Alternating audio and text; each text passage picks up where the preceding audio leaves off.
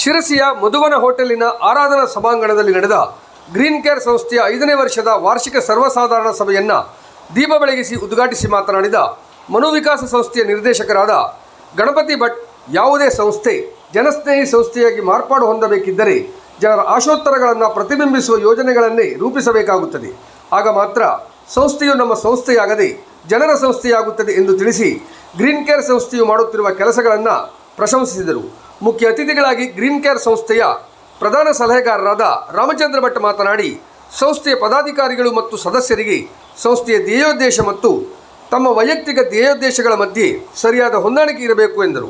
ಮತ್ತೋರ್ವ ಮುಖ್ಯ ಅತಿಥಿ MES ಕಾಲೇಜಿನ ನಿವೃತ್ತ ಪ್ರಾಂಶುಪಾಲರಾದ ಡಾಕ್ಟರ್ RG ಹೆಗಡೆ CSR ಫಂಡಿನ ಬಳಕೆಯ ಬಗ್ಗೆ ಮಾಹಿತಿ ನೀಡಿದರು. ಶಿರಸಿಯ ವಾಣಿಜ್ಯ ತೆರಿಗೆ ಅಧಿಕಾರಿಗಳಾದ ಶ್ರೀಮತಿ ಭುವನೇಶ್ವರಿ ಪಾಟೀಲ್ ಮಾತನಾಡಿ, ಗ್ರೀನ್ ಕೇರ್ ಸಂಸ್ಥೆಯವರು ಮಾಡುತ್ತಿರುವ ಸೇವೆಯ ಬಗ್ಗೆ ಪ್ರಶಂಸೆ ವ್ಯಕ್ತಪಡಿಸಿ, ನಾನು ಸದಾ ಈ ಸಂಸ್ಥೆಯ ಜೊತೆ ಇರುವುದಾಗಿ ತಿಳಿಸಿದರು.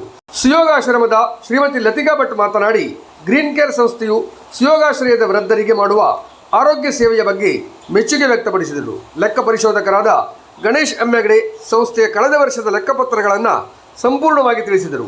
ಸಂಸ್ಥೆಯ ಅಧ್ಯಕ್ಷರಾದ ಡಾಕ್ಟರ್ ಶ್ಯಾಮಸುಂದರ್ S ಅವರು ಎಲ್ಲ ಪದಾಧಿಕಾರಿಗಳನ್ನು ಮತ್ತು ಸದಸ್ಯರನ್ನು ಪ್ರಶಂಸಿಸಿ ಮುಂದಿನ ವರ್ಷದ ಕಾರ್ಯಕ್ರಮಗಳ ಬಗ್ಗೆ ವಿವರಿಸಿದರು. ಈ ಕಾರ್ಯಕ್ರಮದಲ್ಲಿ ಶಿರ್ಸಿ ಅಸ್ಮಿತೆ ಫೌಂಡೇಶನ್ ಕಾರ್ಯನಿರ್ವಾಹಕ ನಿರ್ದೇಶಕರಾದ ಡಾಕ್ಟರ್ ರಿಯಾಜ್ ಸಾಗರ್ ಅವರನ್ನು ಸನ್ಮಾನಿಸಲಾಯಿತು. ಸಂಸ್ಥೆಗೆ ಕಚೇರಿಗೆ ಪೀಠೋಪಕರಣಗಳನ್ನು ದೇಣಿಗೆ ಕೊಟ್ಟಂಥ ಪ್ರಭುದೇವ್ ಅವರನ್ನು ಸನ್ಮಾನಿಸಲಾಯಿತು.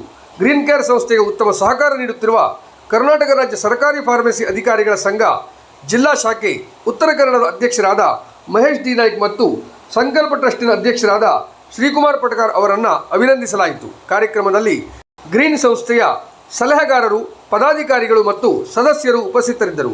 ಕಾರ್ಯಕ್ರಮದ ನಿರ್ವಹಣೆಯನ್ನು ಗ್ರೀನ್ ಕೇರ್ ಸಂಸ್ಥೆಯ ಕಾರ್ಯದರ್ಶಿಗಳಾದ ಜಿತೇಂದ್ರ ಕುಮಾರ್ RM ಮತ್ತು ಸಂಸ್ಥೆಯ ಕಚೇರಿ ನಿರ್ವಾಹಕರು ಅಫ್ಸಾರ್ ನಿರ್ವಹಿಸಿದರು.